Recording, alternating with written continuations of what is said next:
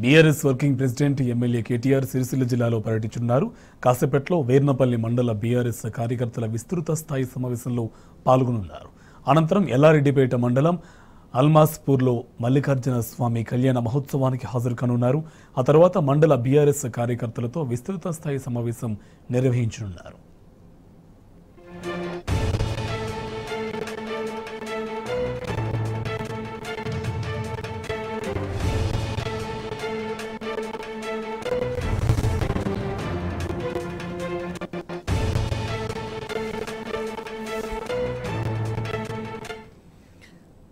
Right, ఇక కేటీఆర్ సిరిసిల్ల పర్యటనపై పూర్తి సమాచారం మా కరెస్పాండెంట్ వేణు మనకి లైవ్ లో అప్డేట్స్ అందిస్తారు. Venu, good afternoon. అప్డేట్స్ ఏంటి? Society. So the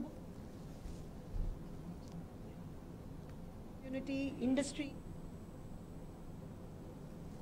working president అంటే ప్రతి చోట కూడా ఇటు తంగలపల్లి కావచ్చు, ముస్తాబాద్ కావచ్చు, ఇటు సిరిసిల్ల టౌన్ కావచ్చు, మరి కరీంనగర్ కాన్స్టిట్యున్సీ కూడా ఇప్పటికే విస్తృత సమావేశాలు నిర్వహిస్తున్నటువంటి పరిస్థితి. ఎందుకంటే ముఖ్యంగా ఈ నెల 12న తొలి ముఖ్యమంత్రి కేసీఆర్ అంటే కరీంనగర్ కథన బేరి అనే ఒక కార్యక్రమం ఉంది బహిరంగ సభ నేపథ్యంలో. ఈ సభను సక్సెస్ చేయడం ఒక ఎత్తు అయితే, మరోవైపు గులాబీ సంబంధించినటువంటి గులాబీ నేతలు మాత్రమే లోక్సభలో ఉన్నట్టయితే తెలంగాణకు న్యాయం జరుగుతుంది. గులాబీకి సంబంధించిన ప్రతి కార్యకర్త ప్రతి ఒక్కరు కూడా రేపు వినోద్ కుమార్, బోయినపల్లి వినోద్ కుమార్ ఇప్పటికే పేరు ప్రకటించిన నేపథ్యంలో గెలిపించే లక్ష్యంగా ముందుకు వెళ్లాలని చెప్పి ప్రతి చోట కూడా చెప్తున్న నేపథ్యం మనకు స్పష్టంగా కనిపిస్తుంది. ప్రస్తుతం మనం వీర్నపల్లిలో ఉన్నాం. వీర్నపల్లికి సంబంధించి చూసుకుంటే మరికొద్దిసేపట్లో BRS party working president KTR ఉన్నారు. కేటీఆర్ రాక కోసం పెద్ద ఎత్తున వచ్చిన కార్యకర్తలు కావచ్చు, నాయకులు కావచ్చు, మనం స్పష్టంగా విజువల్ ద్వారా చూడొచ్చు. కార్తిక్, అంటే మొత్తం మీద అయితే ఇప్పటికే అంటే కరీంనగర్ కథన బేరిని సక్సెస్ చేయాలి అనే ఒక లక్ష్యం ఒక ఎత్తు అయితే, ఇంకోవైపు కరీంనగర్ సంబంధించి బోయినపల్లి వినోద్ కుమార్ను భారీ మెజార్టీతో గెలిపించాలి. ఎందుకంటే ఇప్పటి వరకు చూసుకుంటే కూడా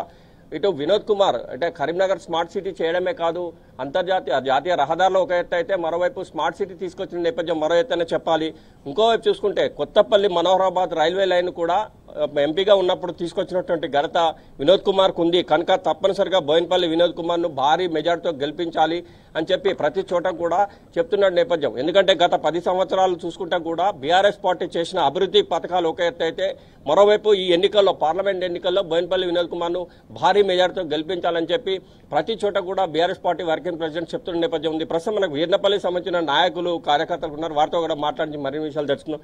చెప్పండి, అంటే ఎప్పుడు వస్తారు సారు? అంటే ప్రత్యేకంగా విశిష్ట స్థాయి సమావేశంలో దిశానిర్దేశం చేయన్నారు కదా, ఎట్లా ఉన్నది ఇక్కడ?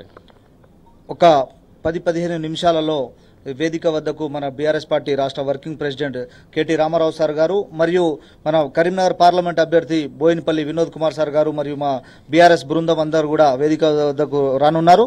నిజంగా చూస్తే గత 10 సంవత్సరాలలో మొదటిగా కేటీ రామారావు సార్ గారి మార్గదర్శకంలో మా ప్రాంతం ఎంతో అభివృద్ధి చెందింది.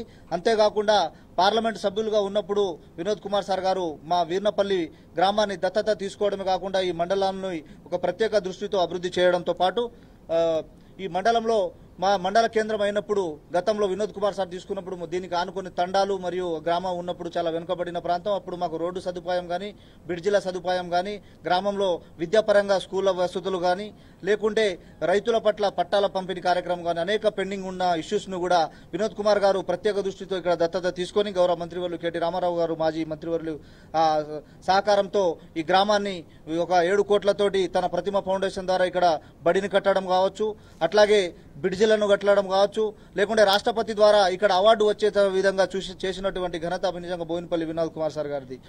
ఒకప్పుడు వీర్నపల్లి అంటే మారుమూల ప్రాంతం, కనీసం బస్ సౌకర్యం కూడా లేని నేపథ్యంలో ఈ రోజు వైఫై కావచ్చు, బ్యాంకులు, ఎస్బీఐ ఇవన్నీ వచ్చేసినాయి. ఎట్లా వచ్చినాయి ఇవన్నీ? తప్పకుండా మన ప్రభుత్వం ఏర్పడ్డ తర్వాత అటు కేటీ రామారావు గారు ఇక్కడ పార్లమెంట్ సభ్యుడుగా మా వినోద్ కుమార్ సార్ గారు ఈ గ్రామాన్ని దత్తత తీసుకున్న క్రమంలో ఇక్కడ మాకు పెట్రోల్ పంపు విషయంలో కావచ్చు, బ్యాంకు సదుపాయం విషయంలో కావచ్చు, ఆన్లైన్ 4G 2G ఉండే 2G నుంచి 4G వచ్చే మాకు మొబైల్ నెట్వర్క్ సందర్భమైన విషయంలో కావచ్చు, లేకుంటే ఈ ప్రాంతంలో గతంలో ఒక గ్రామం లాగానే ఉండే దాన్ని మండల కేంద్రంగా ఏర్పాటు చేయడమే కాకుండా 10 తండాలను గ్రామ పంచాయతీలు చేసి ఈరోజు పరిపాలన సౌలభ్యాన్ని ఇక్కడ మా మండల ప్రజలకు, మండల ఆఫీసులో ఎంఆర్ఓ ఆఫీసుల రూపంలో కావచ్చు, ఎంపీడీ ఆఫీసుల రూపంలో కావచ్చు, ఎంఈఓ ఆఫీసుల విషయంలో కావచ్చు, అగ్రికల్చర్ ఆఫీసుల విషయంలో కావచ్చు, ప్రతి విషయం పట్ల మా రైతులకు అందుబాటు ఉండాలి, మా పిల్లలకు అందుబాటు ఉండాలి, అన్ని సదుపాయాలు ఉండాలని చెప్పేసి పరిపాలన వికేంద్రీకరణలో భాగంగా వీర్నపల్లి మండలాన్ని మండల కేంద్రం చేయడం, అట్లాగే తండాలను గ్రామ పంచాయతీ చేయడం, అట్లాగే గ్రామాల వారీగా అంశాల వారీగా అసలు కనివిని ఎరగని రీతిలో మేము గతంలో 60 సంవత్సరాల నుంచి ఉమ్మడి ఆంధ్రప్రదేశ్ ఉన్నప్పుడు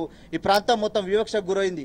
కరెంటు పరంగా చూసుకుని అనేక విషయాలలో మా ప్రాంత బిడ్డలు కూడా పట్టలు లేక అనేక రకాల వివక్షకు గురైన సందర్భంలో నిజంగా కూడా మా కేటీ రామారావు సార్ గారు, వినోద్ కుమార్ సార్ గారు బ్రహ్మాండమైన అభివృద్ధి చేయడం జరిగింది. నిజంగా మా మండల పక్షాన మేము ధన్యవాదాలు చెల్లుతూ ఉన్నాం.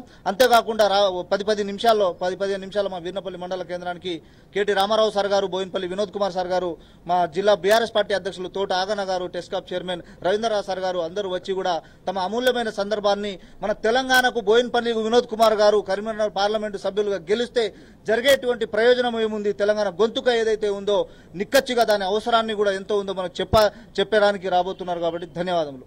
ఇదే కార్తీక్ మొత్తమే చూసుకుంటే అంటే ఒకప్పుడు తండాల కంటే 500 ఉన్న ప్రతి తండాన్ని కూడా గ్రామ పంచాయతీ చేస్తానన్న నేపథ్యం ఒకైతే దానికి అనుగుణంగా తండాలను గ్రామ పంచాయతీ చేయడం. వీర్నపల్లి ఒకప్పుడు మారుమూల ప్రాంతం, కానీ ఇప్పుడు చూసుకుంటే మాత్రం హైటెక్ సిటీని తలపిస్తుంది. ఇక్కడ వైఫై కావచ్చు, బ్యాంకర్స్, ప్రతి ఒక్క సౌకర్యం కూడా బోయినపల్లి వినోద్ కుమార్ దీన్ని దత్తత తీసుకోవడం ఒకైతే మంత్రి కేటీఆర్ గా ఉన్నప్పుడు ప్రతి ఒక్క అంశంలో కూడా వీరికి అన్ని సౌకర్యాలు ఏర్పాటు చేసిన నేపథ్యం. ఈ నేపథ్యం ఒకైతే మరికొద్ది సేపట్లో BRS party working president KTR తో పాటు ఇటు బోయినపల్లి వినోద్ కుమార్ కూడా రానున్నారు. వీరికి దిశానిర్దేశం చేస్తారు. పార్లమెంట్ ఎన్నికల్లో ఘన విజయం సాధించే దిశగా ఎలాంటి అడుగులు వేయాలనే నేపథ్యాన్ని తెలియజేసే అవకాశం మనకు స్పష్టంగా ఉందని చెప్పొచ్చు కార్తీక్. ఇది తాజా అప్డేట్. Vote studio.